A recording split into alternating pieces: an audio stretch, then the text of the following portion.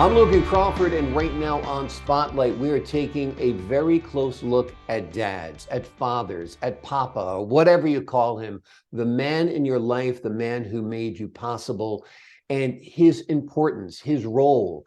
Every day, in a way, is Father's Day because we wouldn't be here without our fathers. Fathers themselves need to realize the important contributions they make. And this is the theme of a book written by my next guest. His name is Gopi Nair, and the name of the book is A Gratitude Journal for Every Father. I've read the book. I love it. I'm a dad, and I'm so happy to have this in my collection. And we are delighted to have Gopi join us here today on Spotlight. Thanks so much for joining us here today. Thank you, Logan. Thank you for having me. I appreciate it. My pleasure. My pleasure. Tell me a little bit about why you wrote the book. The main reason I wrote this book to emancipate fatherhood. Sometimes in the parenting shuffle, father gets lost. Mm. He thinks that it is all about changing diapers and feeding the baby. I just want to say it is more than that. Of course, nobody has to say anything about the mother. The whole world knows the role of a mother in the child's life from day one. But sometimes father gets lost in the parenting shuffle. I want to say father plays a very important role in the life of the child. It is not about mundane things. It is about inspiration. Father is an inspiration for every child. Absolutely. They set an example. They're a role model. They're there to love you. They're there to teach you to play, to think, to be creative, to laugh. There's so much that fathers contribute. And you're very right. Fathers are often treated like second-class citizens compared to moms. That is true. It is not anybody's mistake, but sometimes we get lost in the parenting shuffle. And mother, with an emotion at her disposal, is the most powerful person in the whole universe. And we talk about mothers. Mother's place is only next to God. Which is But great. yes, Moms belong up there, but so do dads. yes. But then some father, I just want to emancipate that fatherhood. Also remind the young fathers, because I made a lot of parenting blunders. Mm. And I want to share, after 47 years, I am still learning. Parenting is work in progress. And there is no manual for parenting because every child is unique and one of a kind. Absolutely. Absolutely. What was it like writing this book? It was going back in my own parenting when I started 47 years ago. I made a lot of blunders. And I thought if I could make blunders, anybody can make blunders. But also, I bring out the thing that I should have done going back. If I have an opportunity to go back in time and do my parenting again, some of those blunders could be corrected. Some of my follies could be corrected. I would have asked for a lot of help. I would have got, first thing as a parent, I should have got myself enrolled in a gym if it is not done, because there is a lot of work to be done.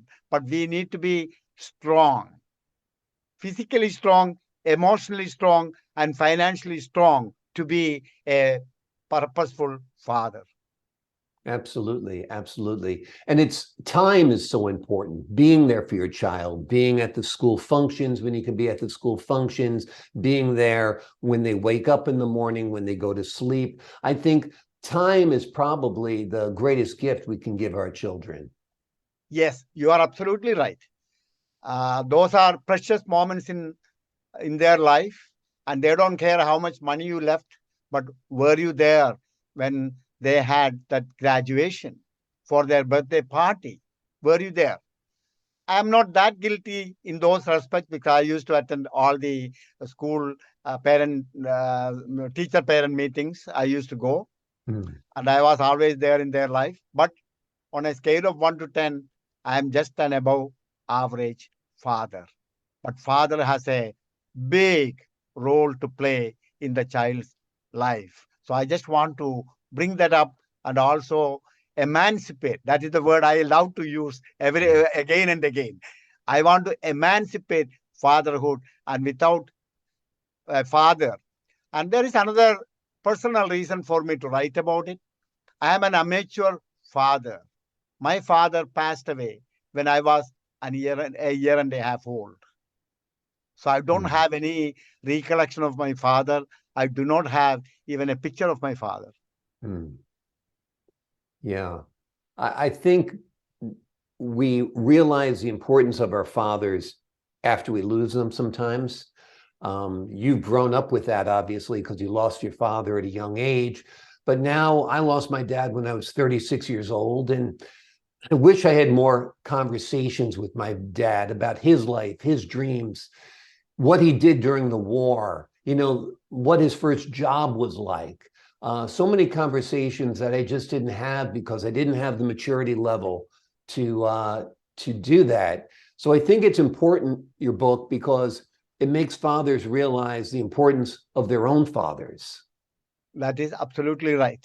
Because growing up with father and knowing what he did, how he felt when he got the first job, and where he and the mother went for their honeymoon, these are all insights into his life, and the parents' life will always give us more inspiration.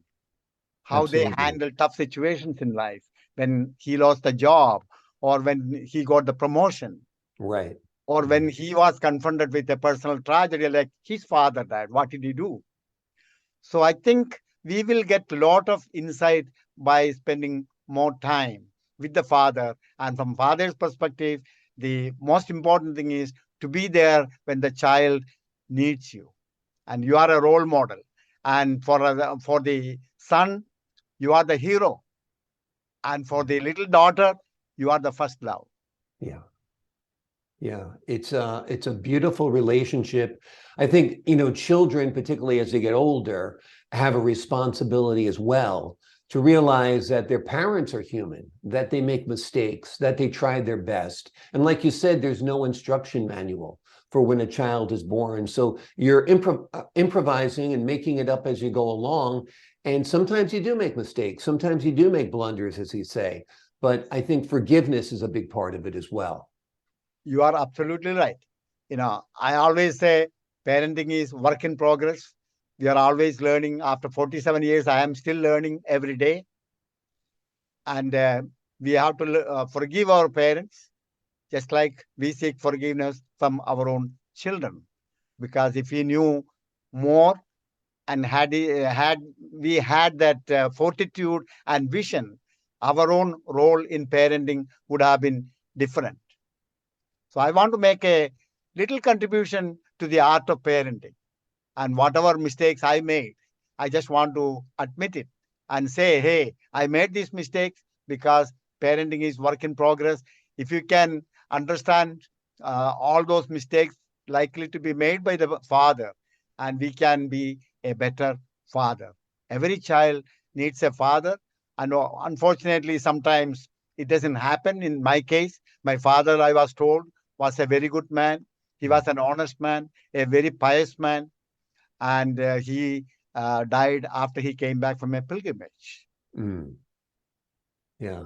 And that's something you had to live with your whole life. The fact that you only heard stories about your dad. You didn't actually know your dad. Exactly. You are absolutely right.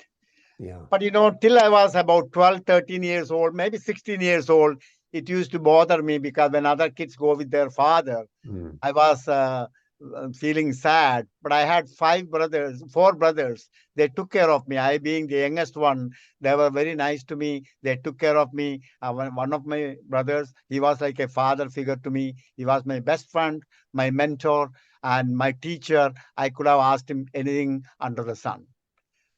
Yeah, But that's what I was going to say. We kind of find our replacement fathers, the uncle, the friend, your yes, friend's dad, somebody who yes, takes you under their wing, teaches you how to maybe throw a baseball, teaches you how to camp, teaches you all yes. the dad things that you might not have learned from your own dad. That is true, very true. And this book well, is important for them too, I think, right? yes, it is very important. But I think as a father, we have a greater role to play. And also, it's a joint teamwork with the mother. If you happen to have the mother and the father together, that is an ideal situation for the child. Of course, in modern society, that ideal situation is not always available. But if it is available, we must always look at it as teamwork.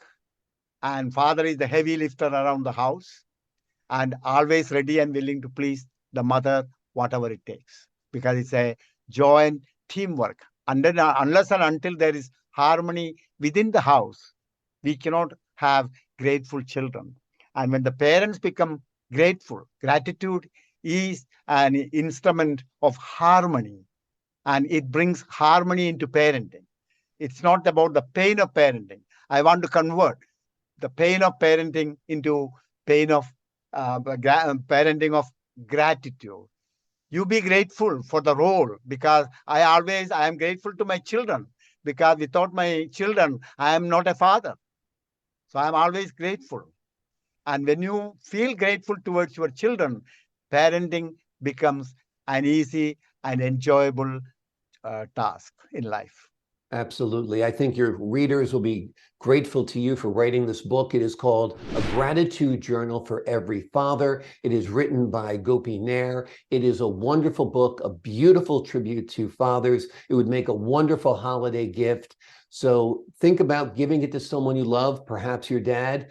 Dads, think about buying it yourself, because it's a wonderful read, and you'll realize all that you do to make your children's lives better. Gopi Nair, thank you so much for joining us here today on Spotlight.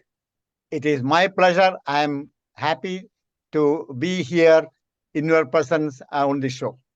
My pleasure, sir. And to the folks at home, I'm Logan Crawford, thanking you for your time this time. Until next time on Spotlight.